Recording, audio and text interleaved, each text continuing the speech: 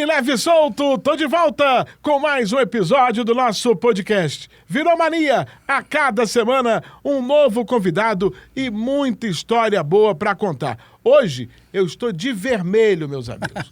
Vermelho, vermelho sangue, vermelho rubro, e você vai saber por que eu estou com essa camisa. Eu estou no Instagram, WM Livre Leve e Solto, no Twitter, W Livre Leve e Solto, e também no YouTube, @Livre Leve e Solto. Você curtindo, compartilhando, dando like em mais um episódio do nosso podcast.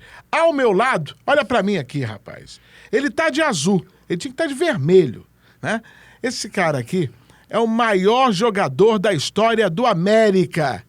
O maior jogador da história do América. É claro que a família dele é uma família que todo mundo conhece. Só deu jogador bom nessa vida. E o Eduzinho, Eduardo Antunes Coimbra é o meu convidado hoje para participar do podcast. Como é para você saber que você é o maior ídolo de um dos maiores clubes do Brasil, Eduzinho? Ô, Wagner, eu tô tão feliz de estar aqui, né? Demorou um pouquinho, mas saiu, graças a Deus. Você sabe do carinho, do respeito, da admiração que eu tenho por você. Não podia ser diferente. Vamos começar falando de onde eu nasci, né? De onde eu apareci como um profissional, que foi o América, né? O que é para mim ser um ídolo de um clube, eu acho que a coisa é mais para a família do que propriamente para mim, né? Eu imagino meus pais que já não estão mais nesse patamar aqui, né? Do orgulho que eles tiveram em saber que os filhos tiveram êxito, né? Na carreira que escolheram, né? Primeiro o Antunes, o Zeca, que abriu a porteira. O velho não queria saber de nada com negócio de futebol. Na minha casa ninguém vai jogar futebol. Enfim. Aí depois, passando pelo Nando, né? Aí eu sou o terceiro a aparecer no cenário e o grande protagonista da família, o Zico, né? Então, eu acho o fato de na família, terem dois ídolos em potencial, assim, não gosto muito de falar de mim, não, mas vou me enquadrar, já que tu falou, vou me enquadrar aí, né? Imagine, dois ídolos de times tão tradicionais como América e Flamengo. Entendeu? Então, eu acho que valeu a pena, né? Toda essa nossa passagem, essa escolha, que foi difícil, o início, né? Em função de que meu pai não queria que a gente realmente jogasse futebol. Queria que cada filho se formasse, tivesse um canudo, né? Um diploma. E ele se deu bem nessa também, porque graças a Deus todos nós nos formamos, né? Porque na verdade a preocupação dos pais era que o jogador, na verdade, que os filhos virassem doutor, né? Essa era a intenção. Todo mundo queria que o filho estudasse. Muitos poucos jogadores da época se preocupavam com o futuro nesse aspecto. Eu lembro de dois. Um deles, inclusive, de Quintino, né? Oriundo de Quintino. Ivan Baiense, que foi um médio na época que se falava, né? Que tanto jogou no América como no Fluminense também. E um lateral direito que se tornou engenheiro, chamado Kaká. Então, eu lembro desses dois que, paralelo à profissão de jogador de futebol, eles se prepararam para a vida também. O Afonsinho também, né? O Afonsinho se tornou médico, né? Mas já é uma geração um pouquinho mais adiantada. Ele foi um espelho para todos nós, né? Não resta a menor dúvida. Não só nas atitudes que ele tomava em relação a passe, né? A lei do passe. Quer dizer, ele lutou muito pela liberdade do atleta profissional e obteve resultados altamente positivos, né? E ele realmente deu para estudar. O América, eu vou te contar um detalhe aqui que eu falo com muita alegria, né? E ao mesmo tempo com muito orgulho, porque eu estou inserido entre os 4 jogadores que eu vou falar. Então vamos lá. Tadeu Ritt, Badecão, Ivan Manuel de Oliveira, Paulo César Martins, fiscal de renda, o outro delegado de polícia, Tadeu, dono de fazenda lá em Ribeirão Preto, e o seu amigo aqui. Quatro jogadores do América que foram liberados para estudar à noite, na Gama Filho. Nós começamos a fazer direito. Eu não segui adiante, mas o Badeco e o Puruca, né, o Paulo César Martins, se formaram e foram para outras carreiras, né? Depois do futebol, com muito êxito. Entendeu? Então foi de muita valia essa abertura que o América deu. O América foi um exemplo, porque foi um grupo, não foi um jogador só. Foi um grupo. A partir daquele momento, eu não me lembro bem quem era o treinador da época quando nós começamos a estudar, né, na parte noturna. Tenho a ligeira impressão que era Zezé Moreira. Não posso afirmar. Ou Flávio Costa, um dos dois, né, grandes treinadores que o Brasil já teve, né? Então, isso aí deu muita mídia na época, né? E as outras equipes copiaram. E os dirigentes autorizavam. A partir daquele momento, começaram a autorizar os jogadores também estudarem. Que é fundamental. Era fundamental. O Vasco é um pioneiro, né? De ter uma escola dentro de São Januário. Exatamente. Agora vem cá, Eduzinho. Você, ídolo maior do América, quando você sabe seus números no América, não? Quantos gols? Olha, eu sei o seguinte, Dona Heralda, que é do departamento histórico, tá beirando já os 100 lá, mais lúcida, né? Uma fertilidade histórica extraordinária. Ela sempre afirma, você é o maior goleador da história do América com 212 gols, ou 211. Só passando pela parte profissional. Não computa aqueles gols, né, do amador, né, da base. Entendeu? Então, ela diz, você, na história do América, não é história da internet, como é que chama? Wikipédia, essas coisas. É do América, isso é catalogado, você é o maior artilheiro da história do América, com 212 gols marcados, o que é expressivo, né? Com certeza. É uma especialidade da família também, né? É verdade. Aqui, quando você jogou no América, né, e depois parou, virou técnico e tudo mais, voltou ao América em várias oportunidades, até recentemente, você não esperava que o América chegasse no fundo do poço, né, Edu? Jamais. Eu reputo, né, embora esse lado político eu vim participar muito pouco depois junto com o Léo Almada, que foi um dos maiores dirigentes que eu tive em toda a minha história futebolística, né? Léo Almada me colocou até como conselheiro do clube. Queria que eu fosse candidato à presidência. Falei, não, eu estou fora disso. Eu não entendo nada de política. Não que eu seja alienado, mas eu não entendo nada. Então, até Julite Coutinho a coisa andou direitinho, né? Depois o Léo tentou segurar tudo, até com o dinheiro dele, né? Investiu muito lá. Onde foi o erro para o América cair tanto? Politicamente, né? Assim, eu acho que as divergências, muita oposição. A América nunca teve assim uma como é que eu vou dizer? Uma união entre os dirigentes e culmina também com o fato de perder uma sede daquela, né? O América já não... Tendo a sede, não soube administrar. Qual era o clube da Tijuca, daquela área, para ser o melhor, para ser o mais famoso, para ser o maior número de associados? Não era o Municipal, não era o Tijuca Tênis Clube, era o América, né? Era aquele que tinha maior prestígio. Por que não foi? A localização tinha, né? Eu acho que quando você vende o estádio, né? Quando você tinha aquele estádio e aí vira shopping, ali também perdeu muito. O fato do América ter ido para a Baixada Fluminense perdeu um pouco a sua essência. A jogada não era ruim. Quer dizer, na minha... Jogada financeira, né? Não, a jogada, como é que se diz? De ascensão do América, era para que o América atingisse um número elevado de torcedores numa região, numa área na Baixada onde o número de moradores é imenso, né? A América contava com isso, que todos viessem. E você vê, o Nova Iguaçu, que que sempre teve um prestígio abaixo, hoje é muito mais sólido, mais concreto que o próprio América, né? Então, eu acho sim que o fato do América ter transferido, saído lá do Andaraí, né? Era o Andaraí no Grajaú, sei lá. Andaraí. Né? Então, o fato de ter saído ali da Barão de São Francisco, isso veio realmente a ocasionar um descrédito por parte dos próprios torcedores, né? E não renovou, o América não renovou a torcida. O América ficou numa mesmice. Creio eu que o último título que o América teve, oficial, foi comigo.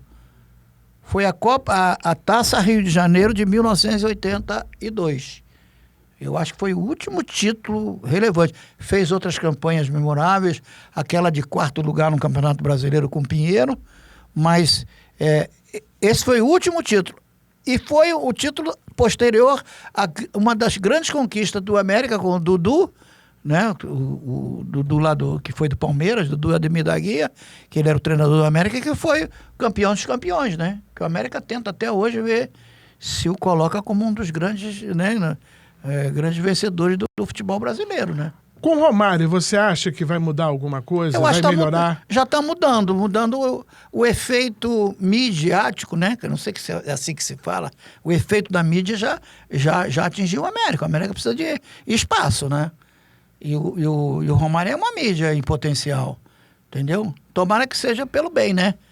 Porque o Romário sempre teve outras situações na mídia que não foram, né? Você não pode estar aplaudindo todas as atitudes, né?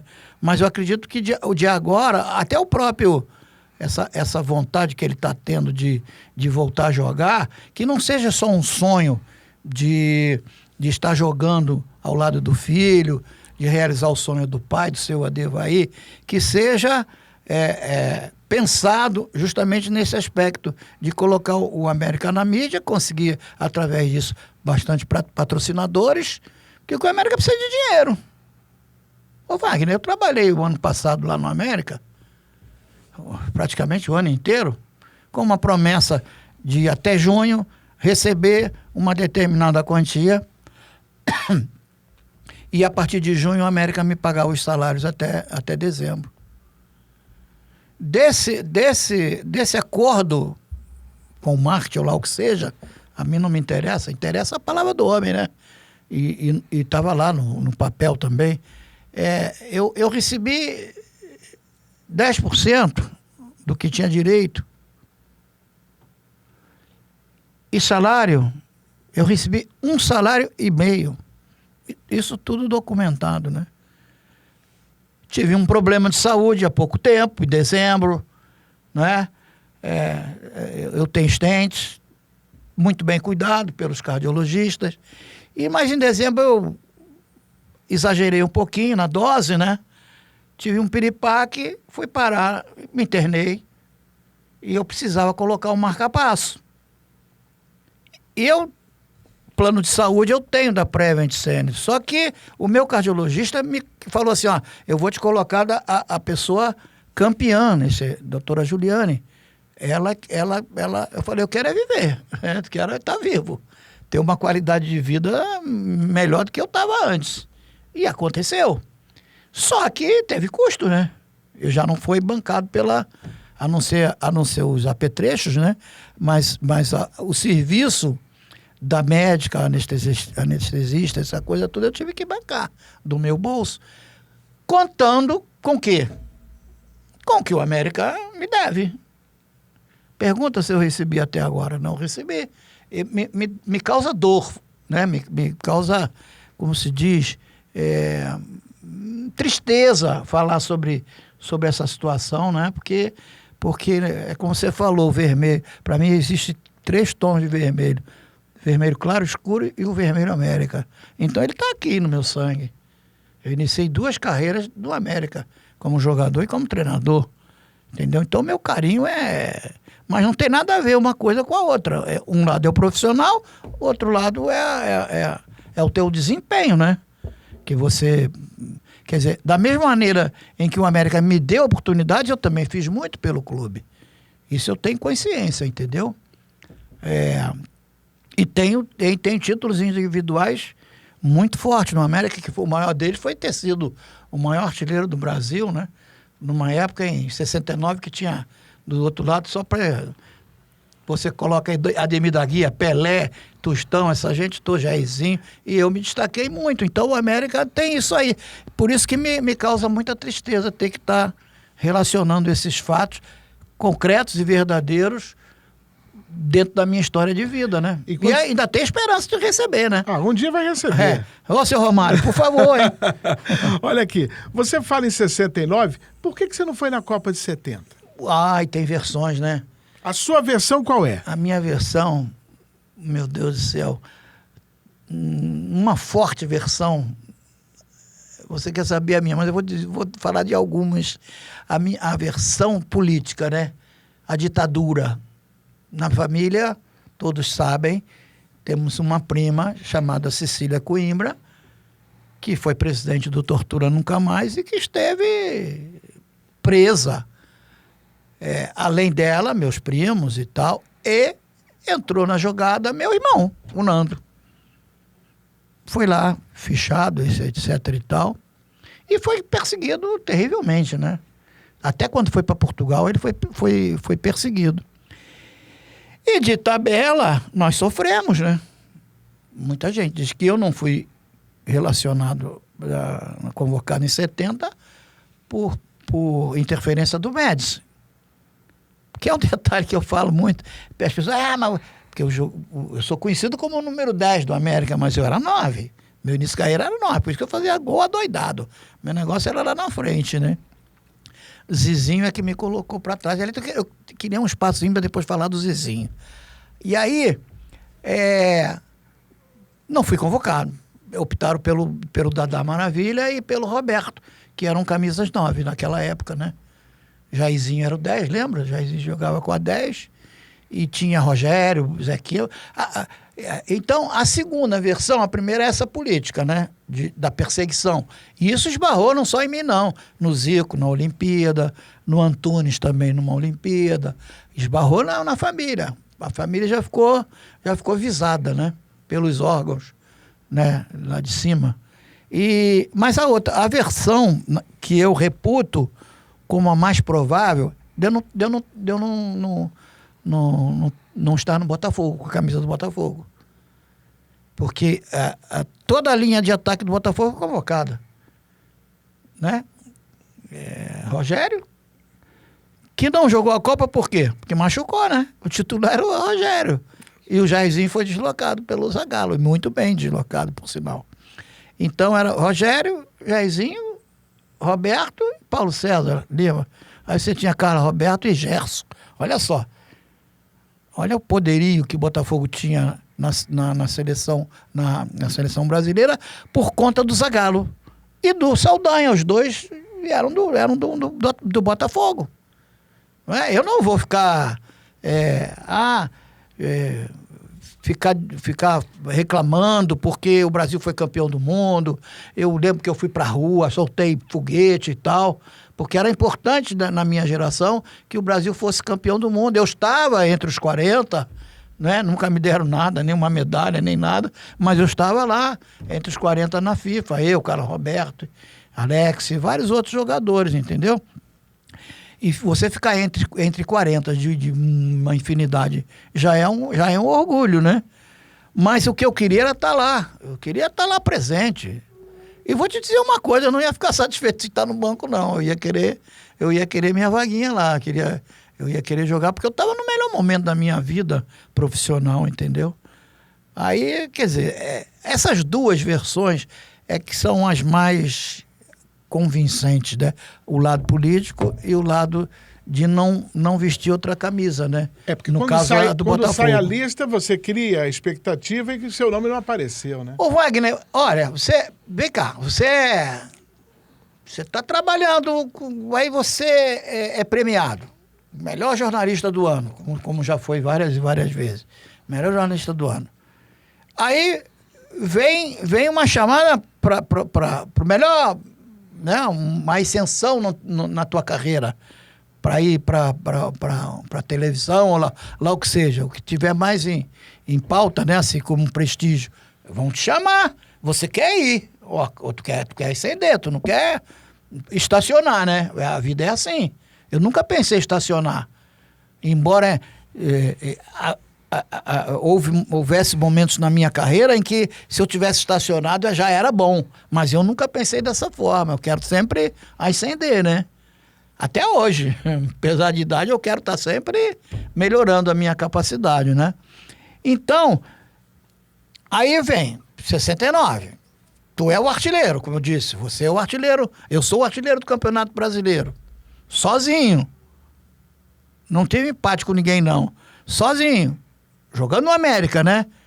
Aí você ganha do órgão maior da imprensa, né? Sul-americana, com o Sport Press, aquelas coisas todas. O melhor... Eu tenho diploma na minha casa. O melhor jogador sul-americano. O que tu espera? Aí tu vem a convocação logo a seguir. Tu espera o quê? Pô, tô na turma, né? Você guardou mágoa do Zagallo? Não, de forma alguma. Foi uma opção. Não é? Sei lá se veio lá de cima do Médici também, né? Mas você nunca falou com ele sobre isso?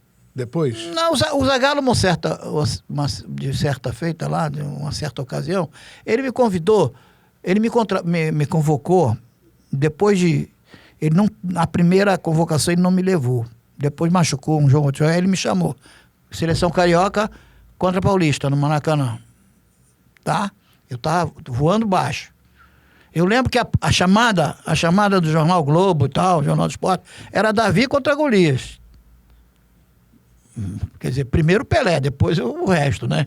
Então, a chamada era essa, para ver o momento que eu estava vivenciando. Quando começaram os treinamentos da Seleção Carioca, para ele definir a equipe, eu estava na reserva, o Tadeu estava junto, Tadeu Ritt, Alex, do América, 3 jogadores do América convocados. Isso me contado pelo Tadeu Ritt, que tá lá em Ribeirão Preto, sossegadinho, ele que veio falar comigo. Eu não vou inventar história, né? Não tem necessidade de estar inventando história. Disse que foi feito um treino coletivo, que havia demais. Hoje não se vê mais treino coletivo para você definir a equipe, para ajustar a equipe. Hoje está tudo modificado, né? O moderno, para mim, é o antiquado. O moderno hoje, para mim, não me convence. Entendeu? Essa coisa de TikTok para lá e para cá. Então, o Tadeu me contou que ele me colocou no time titular e eu fiz uns 3 gols, assim, E aí deu um intervalo, ele vinha descendo ali o Maracanã, o treino foi no Maracanã, ele ouviu o Zagallo falar pro Chirol, que era o preparador físico. Pô, eu não sabia que esse baixinho jogava tanta bola assim. Quer dizer, pô, tinha que saber, né? Pelo amor de Deus, pô, eu não estava começando minha carreira. Quer dizer, o que você imagina disso aí? Alguém buzinou para ele, ó, convoca ele, porque eu acho que a concentração maior era com o elenco do Botafogo, que era extraordinário. Entendeu? No Rio de Janeiro era o Botafogo, né? Um pouquinho do Bangu também, tinha alguns jogadores. Flamengo sempre vai ter, né? E aí, para tu ter uma ideia de como eu também não era olhado com esses olhos de quem... Não, esse vai ficar, entendeu? E acabou esse jogo, foi eu tenho jornais lá, não é? Homem shows no Maracanã, quer dizer, eu e Pelé, entendeu? Tudo isso, Wagner, junta tudo isso, vem a convocação e tu não vai? É complicado. Alguma coisa teve, né? É verdade. Nós estamos aqui no nosso podcast Livre, Leve e Solto, no Instagram, WM Livre, Leve e Solto, no Twitter, W Livre, Leve e Solto, e no YouTube, @Livre, Leve e Solto. Você curtindo, compartilhando, dando um like no nosso episódio. E a propósito, deixa eu aproveitar e falar aqui do nosso Balbinos Costelão. Delícia de costela. Já o Eduzinho vai apreciar as delícias do Balbinos Costelão desde 2016. Você que está acompanhando o nosso episódio, você no final do meu papo com Edu Coimbra, Eduzinho, você vai no Stories do Instagram, para saber se você foi o contemplado ou a contemplada com almoço para 4 pessoas. O Balbinos Costelão fica em Curicica, né? Em frente à Praça do Bandolim, em frente à estação do BRT. Tem a Praça do Bandolim, lá está também o nosso Balbinos Costelão. Tem uma história do Balbino com a família, não tem? Tem história do Balbino, sim. Delícia de costela desde 2016. Lá você tem costela no bafo, lá você tem cupim que você corta com a colher, você tem arroz com costela, você tem vários aperitivos, né? Tudo para que você realmente tenha um final de semana tranquilo ao lado da família. E já você vai aproveitar também essas pequenas iguarias, viu, Eduzinho?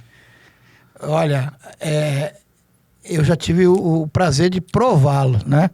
Na casa do meu irmão, do Zico. Isso, exatamente. Né? Ele já fez aí um pequeno farnel lá pro Zico. Quando você falou do Bambino, eu falei, só pode ser ele. Olha ele aí, ó.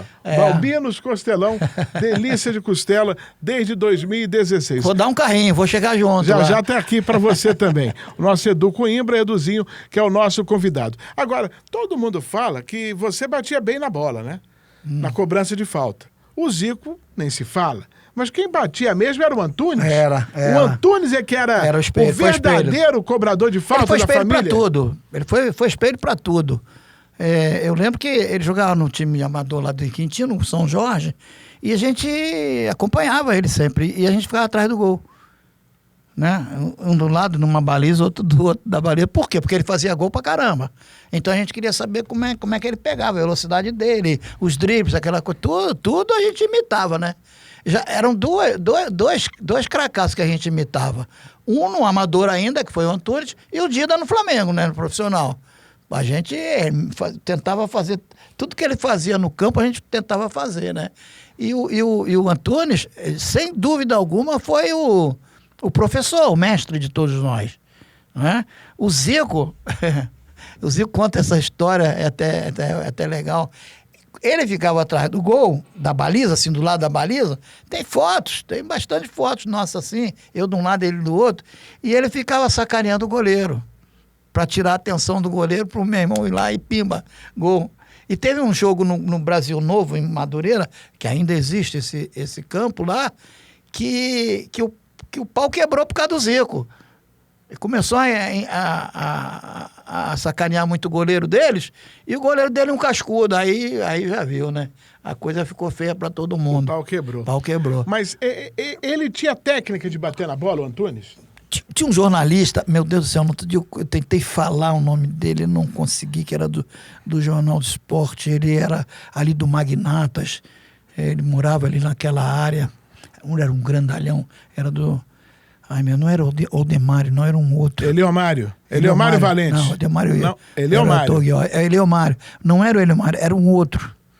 Ai, meu Deus, um dia eu vou lembrar, porque é importante eu lembrar. Ele fez uma reportagem no Jornal do Esporte sobre o DNA da família. Então, o que ele pegou? Uma falta do Antunes no Fluminense, uma falta minha no América e uma falta do Zico no Flamengo. E a gente chegando na bola... Tudo igual.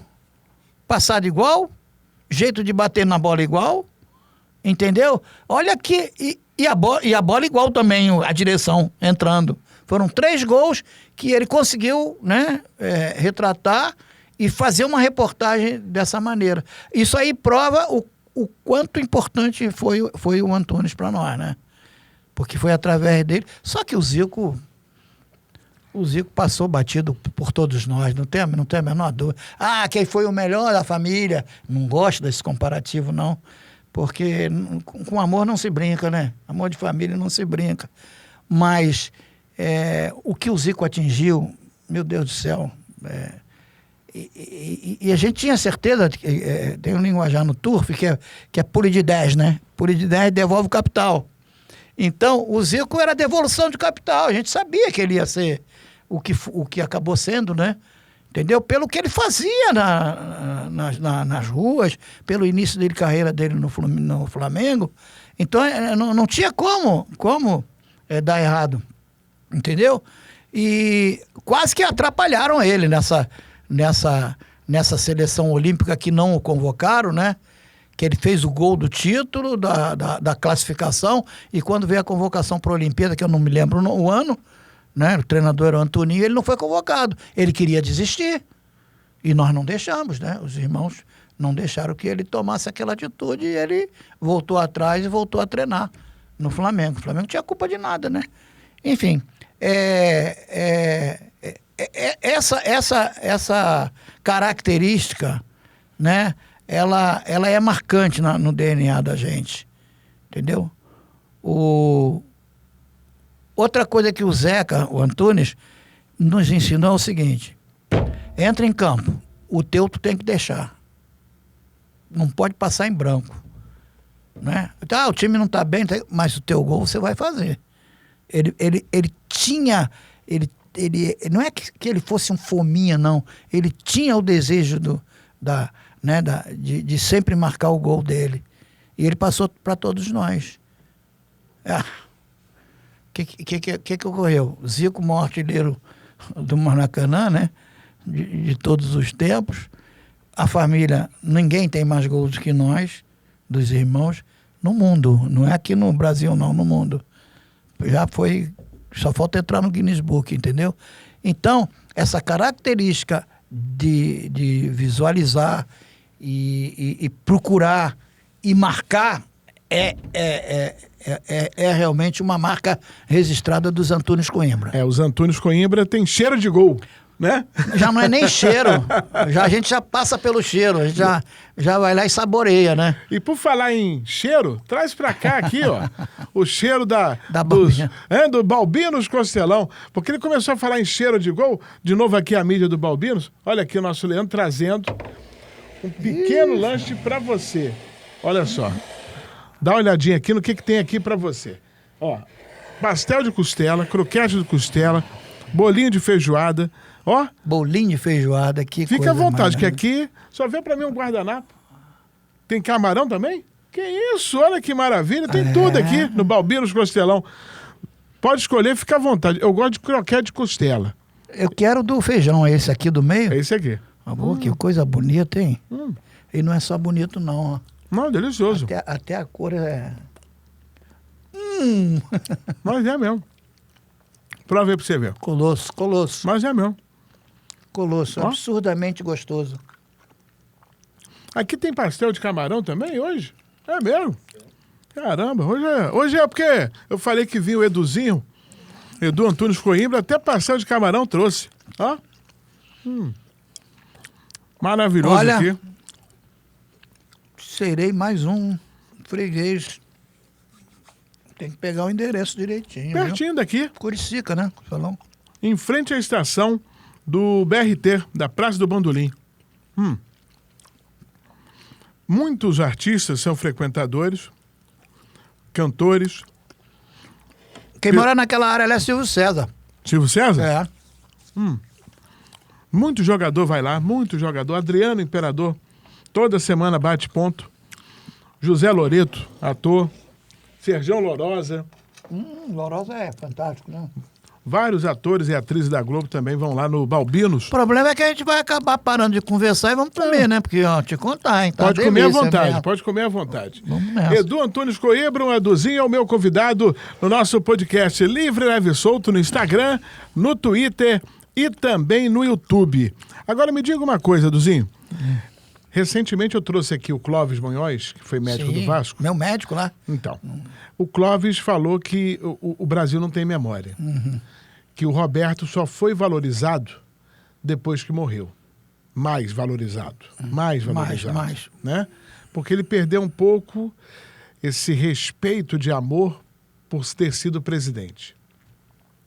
No caso do Zico, você acha que isso nunca vai acontecer? Ele já parou de jogar, já tem 30 anos. Será que daqui a 50, 60, 70 anos ele vai continuar sendo lembrado da mesma forma? Vai, não tem a menor dúvida. É como Pelé no Santos, não tem como. Como o Garrincha no Botafogo, Newton Santos. Enfim, aqueles que ficaram eternizados mesmo. Pode estar aqui a 100 anos, vão ser falados. Porque a mídia não para também, né? Hoje em dia tudo aparece a qualquer momento. Qualquer coisa que você queira ver, aquilo que eu te falei, né? Pô, eu vi um gol meu no Flamengo, De repente aparece um gol lá de Brasília, aconteceu o Uber, esse aí é o Zico, não sou eu. Era eu, com a camisa 10 do Flamengo, entendeu? Então, com a tecnologia, não tem como desaparecerem aí os grandes ídolos do nosso futebol. É porque você continua sendo cultuado, né? Não tem como. Esquecido ninguém vai. Embora dizem que como se diz aqui no Brasil, que... Quem não é visto não é lembrado? É uma coisa dessa ordem aí, entendeu? Que tem memória curta, não. Nesse aspecto, a memória é firme, entendeu? É porque vai passando de pai para filho também, né? Né? E essas criaturas de Deus, vamos dizer assim, elas não passam, elas ficam, né? Como o Roberto, deixando o lado que da político, né? Que ele foi presidente do Vasco, deixa esse lado. O Roberto atleta, em quem eu tive o privilégio de fazer ala com ele como jogador e depois ter sido o treinador dele quando ele foi o artilheiro do Campeonato Brasileiro de 84, foi comigo. Uma figura extraordinária, né? Dentro do campo... É verdade. É absolutamente inigualável, né? Agora, Eduzinho, você e seu irmão já dirigiram times aí por esse mundo afora. Mais ele do que eu, né? Você estava sempre junto dele.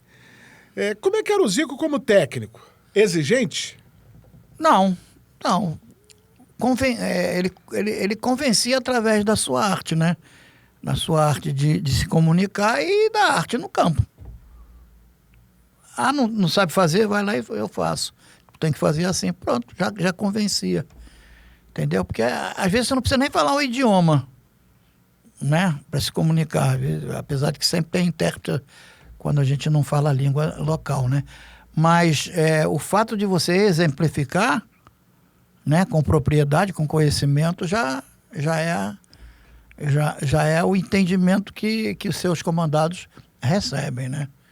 A língua do futebol, ela é universal desde que você tenha tido o privilégio de ter sido um jogador em potencial, né? Não necessariamente o melhor treinador do mundo tenha sido jogador de futebol. Tem muitos aí que são conceituados que não foram, mas a maioria sim. Né? Esses grandes nomes aí, eles passaram nas 4 linhas com qualidade. Você virou técnico do próprio América, dirigiu a seleção brasileira em 3 jogos. Sim. Né? Daqui a pouco quero que você fale isso. Se houve trairagem aí para a sua não permanência. Ao contrário. Você acha que não? Não, vamos falar logo direto nisso. Eu fui convidado, eram datas festivas da CBF, e Julito Coutinho, que era o presidente da CBF, ele falou, olha, eu vou te chamar, me chamou lá no escritório dele, na Lapa, né? Eu vou te chamar sem a promessa de que você vai ter continuidade. Já me colocou assim. Não vamos fazer contrato. São 3 jogos que nós vamos homenagear aquilo que você está fazendo nos clubes. Essa ofensividade que você está dando, tanto no América... Eu estava no Vasco quando eu fui para a seleção, né? Então você vai fazer aquilo que você está fazendo no clube. Você vai convocar, não tive interferência de ninguém. Por isso que às vezes eu fico, porque empresário, que não sei o que fala... Eu falei, eu quando passei na seleção, ninguém me induziu a convocar esse ou aquele jogador. Não é? Nem a própria direção, através do presidente, teve qualquer tipo de interferência nos jogadores que eu convoquei. E aí, eu até vou fugir um pouquinho dessa linha aí do pensamento para falar de um jogador que foi convocado e que o ano passado, se não me falha a memória, bem recente, faz muito tempo, veio me pedir desculpas. Sabe quem? Leandro, que jogou contra a Inglaterra, que foi a nossa derrota de 2-0. Porque eu dirigi o time contra a Inglaterra no Maracanã, contra o Argentina no Pacaembu, 0-0, e ganhamos de 1-0 do Uruguai lá no Belfort Duarte, né? Hoje é o do Curitiba, né? Uhum. Como é que é o nome agora? Mudou, né? Couto Pereira. Couto Pereira. E eu fui campeão lá pelo Curitiba e me falei agora na memória, incrível. Entendeu? Então, ele me pediu desculpas, o Leandro. Ele falou, olha, gosto tanto de você que nós queríamos que você continuasse no Brasil e eu queria te ajudar, queria jogar, mas eu entrei machucado nesse jogo e eu acabei te atrapalhando, porque o cara lá fez o que quis comigo lá do outro lado, né? A Inglaterra ganhou tudo em cima do Leandro. Ou seja, atitude, depois de tantos anos, digna, né, de me pedir desculpas, embora não soubesse disso, nem eu, nem médico, nem ninguém. Simplesmente ele segurou aquilo no afã de me ajudar e acabou atrapalhando realmente, que ele foi muito mal nesse jogo. E a Inglaterra ganhou do Brasil.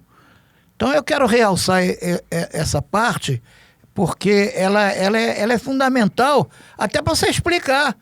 Pô, como é que perde um Maracanã para a Inglaterra e tal? Teve eu não tinha Sócrates, eu não tinha Zico, que a ideia era manter aquela base de 82, né? Foi 84, eu queria manter aquela base, mas eles não puderam jogar. Alguns eu pude convocar, no caso do Oscar, do Júnior, chegou a jogar a primeira partida. Então, alguns jogadores, né, daquela Copa de 82, o próprio Leandro, eu pude convocar, entendeu? Mas a maioria foi Fluminense, que foi o campeão brasileiro da época, e o Vasco. E alguns jogadores do Sul que eu gostava bastante, né? A experiência, então, foi satisfatória, apesar de tudo? Foi satisfatória, e eu também não me senti frustrado em não ter continuado, porque ele me colocou bem, a situação bem clara, ó, não vamos com esse propósito de continuidade de você no cargo. Depois de mim, acho que veio o Evaristo, né? Então, é outra figura também, né? Ele começou na América, na carreira dele de treinador. Tem muita história bonita do Evaristo. Conta uma história do Evaristo aí, Edozinho. O Evaristo era o seguinte, ele falava assim, olha aqui, meu filho, aquele pretinho lá, ele deu muita sorte de eu não ter ido para a Copa do Mundo de 58. Sabe quem era o pretinho? O Pelé. Ele deu sorte, senão então ia ser convocado. Eu acho que não, né? Porque o titular era o Dida, né? Sim. E jogou 3 jogos. Então, se o Evaristo fosse convocado, talvez o Pelé não fosse convocado. Porque aí o Dida talvez fosse o reserva, mas ele né? falava assim de uma maneira, eu quero ver eles irem lá para onde eu fui e ser campeão de tudo nos 2 times, os melhores times do mundo. Ele era dessa forma. Eu converso muito com o Pepe, filho dele, adoro o Pepe. E eu tenho também uma uma gratidão pelo Evaristo, que ele corrigiu um vício que eu tinha no meu início de carreira, para tu ver a inteligência dele, né? Que em treinamento, toda bola que vinha, eu levantava a bola. Dava um jeito de botar. Achava bonito, né?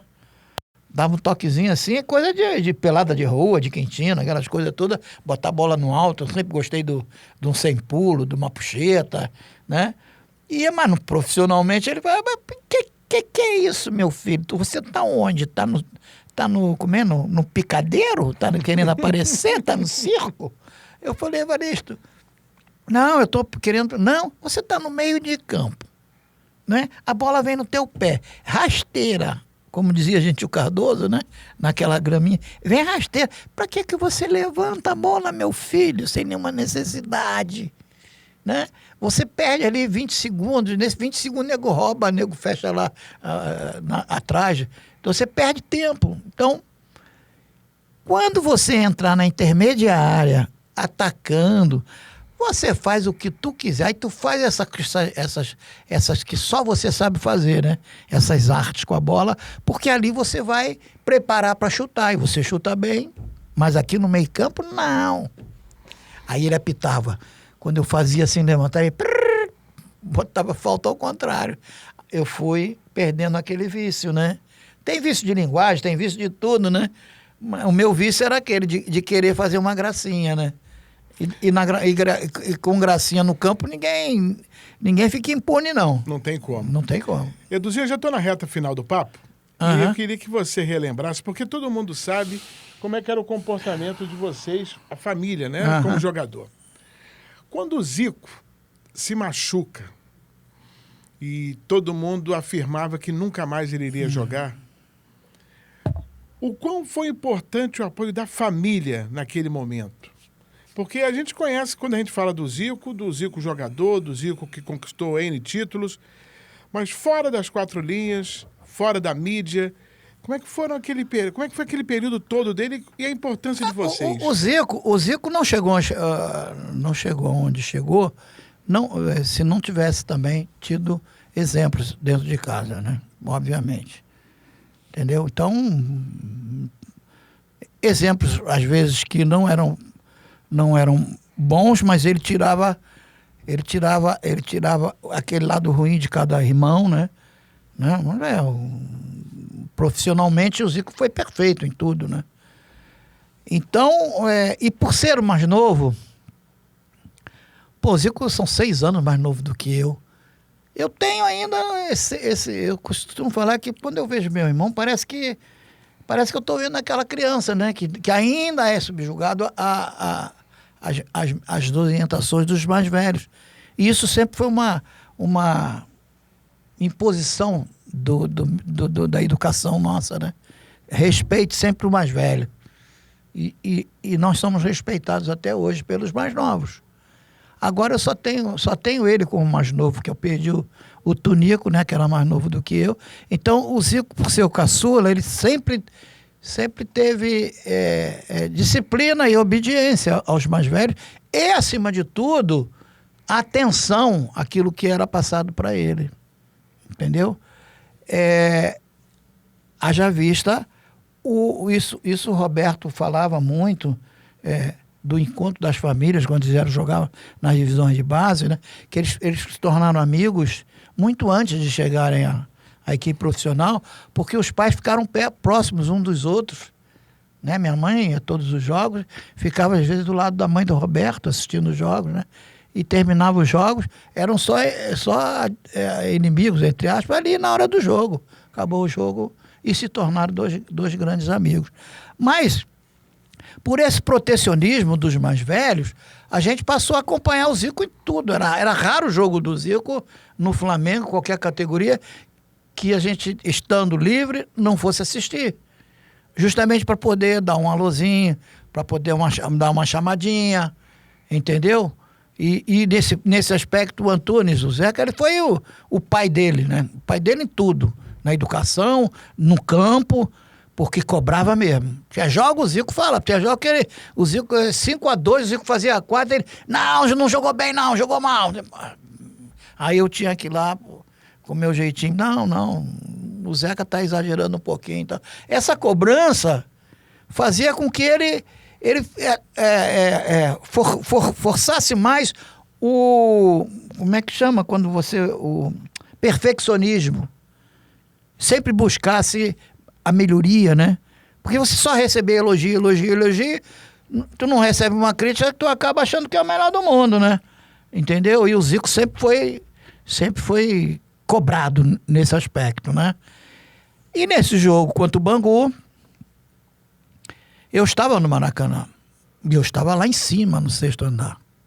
Onde meu pai colocava a gente sentadinho, né? A gente criança, botava no colinho dele e a gente assistia os jogos lá de cima. E eu digo, quando a gente foi lá para baixo, era mole, porque a gente sabia todos os atalhos. A gente jogava no terreno plano como se estivesse olhando de cima. Deitava e rolava, entendeu? Todos nós tínhamos performance extraordinária no Maracanã por força desse hábito que meu pai criou, né? Então eu estava assistindo o jogo, quando meu Deus, eu esqueci até o nome do jogador do Bangu. Márcio. Dá-lhe aquela chegada. O Zico até tentou ir com o pé um pouquinho mais alto para se proteger, mas resolveu tirar o pé. E ele não tirou. Fez barulho, eu escutei. Não estava muito cheio o Maracanã. Quando eu desci, estava com o Tunico do meu lado, meu outro irmão, e falei, a coisa é grave, como foi? complementando esse lance, né? O Zico ficou muitos e muitos anos, não sei se até hoje tem esse pensamento, de que houve ordem do vestiário para que tirassem ele do campo. E o treinador do Bangu era o Moisés. Eu lembro que eu fui no velório do Moisés, né, em São João Batista, e estava lá o Paulo Lumumba, que também já tá lá em cima.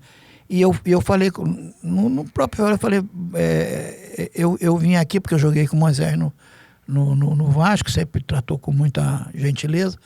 Eu vim aqui porque meu irmão tem uma certa lembrança daquele lance. Ele acha que foi pau mandado, né? Que o cara já entrou no campo para quebrar a perna dele. Aí o Lumumba falou, olha, da parte da gente aqui, pode ter certeza de falar com o teu irmão que não houve, não. Entendeu? Então aqui você não tem que perdoar ninguém, porque aquilo foi uma atitude do próprio jogador. Aliviou, né? Entendeu? Aliviou vai em paz, né, meu amigo? Porque até então a gente ainda pensava alguma coisa nesse sentido. Então foi um lance altamente dramático para a família, né? E ele sofre até hoje com isso, você sabe, né? É verdade. E a base da família foi fundamental para ele atravessar isso, né? Concluindo, né, o raciocínio, não tem a menor dúvida. Eu acho que se ele não tivesse esse apoio da própria esposa, né, do outro lado também, eu acho que não, os filhos e tudo, eu acho que ele sucumbiria, porque a coisa foi... Quantas operações ele sofreu, né? A começar lá nos Estados Unidos, doutor Neilo Lasmar aqui, e até hoje ele sente. Ele hoje já não está nem sentindo mais a perna atingida, já é a outra, de tanto que se defende, né? De tanto que apoia. Né? Sabe que o envelhecimento ele vai diminuindo, a perna vai arcando, uma série de coisas. E o peso vai... Quem é que vai viver sem um pedacinho de uma coisa dessa? A gente engorda, né? Sem bambinos? Não tem como, né? É verdade. Eduzinho, para fechar o papo aqui, olhando para aquela câmera aqui, como é que você se autodenomina? Depois de ter vivido tanto tempo dentro do futebol, ainda vive no futebol... Como é que você faz um resumo da tua vida, Eduzinho? Eu não senti minha vida passar tanto assim não, sabe? Embora eu já tenha alguns anos aí, né? Que pode me colocar já na terceira idade ou talvez até mais. Eu me sinto ainda extremamente motivado para futuras, né, aventuras, vamos dizer assim. O que vale, né? Isso sempre foi uma característica também de todos nós, é aqui, ó. Eu escrevi um livro falando sobre sensorial, sobre a inteligência, né? Sobre os sentidos da vida, né? Ligado ao futebol. Então, desde cedo eu passei e como de resto também, meus irmãos, né? Eu passei a exercitar esse lado que a memória, né? O pensamento, você constrói o presente com fatos do futuro, né? Para que você lance mão do feedback do que vem pela frente.